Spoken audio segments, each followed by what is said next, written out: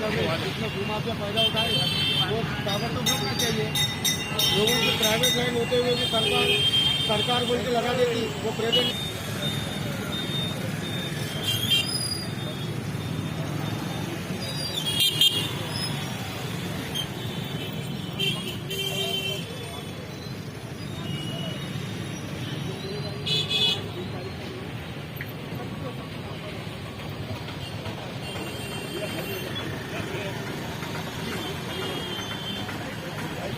नहीं है ना?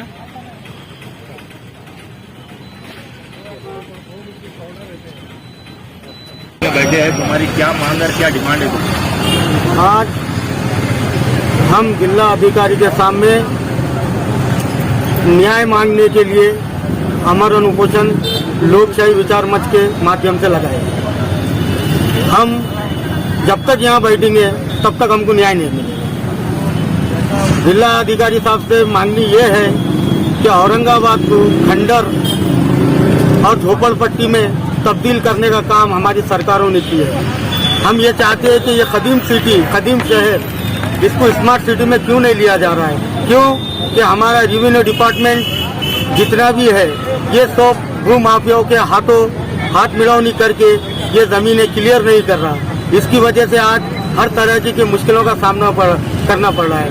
मिसाल के तौर पे दौलताबाद में दरगाह के नाम की जमीन से मुतवल्ली दरगाह की बोल के सामने वाले को नौकरी मार के देते हैं पार्टी को XYZ, और वो ले जाके सरकार की जमीन पे उसको बिठाते हैं।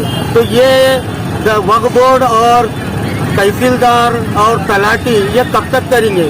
मैं आपको इसका एक पुरावा भी दूंगा कि गट नंबर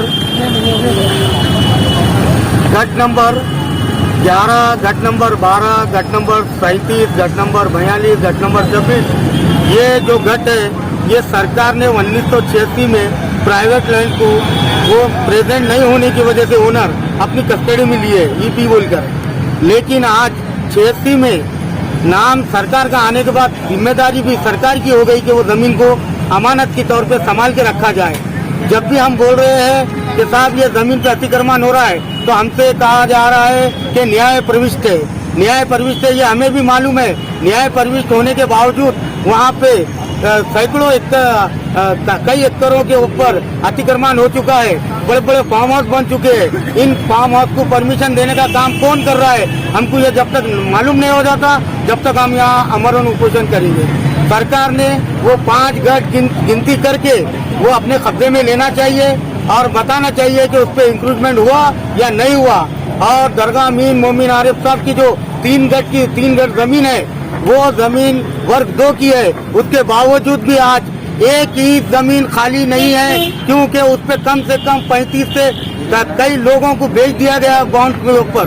अगर इस तरीके की हमारा सिस्टम चलता रहा तो हम कुछ ही दिनों में बर्बाद हो जाएंगे। इसलिए अंग्रेजों से लड़ने के लिए हमको उस वक्त गांधी आ गए थे।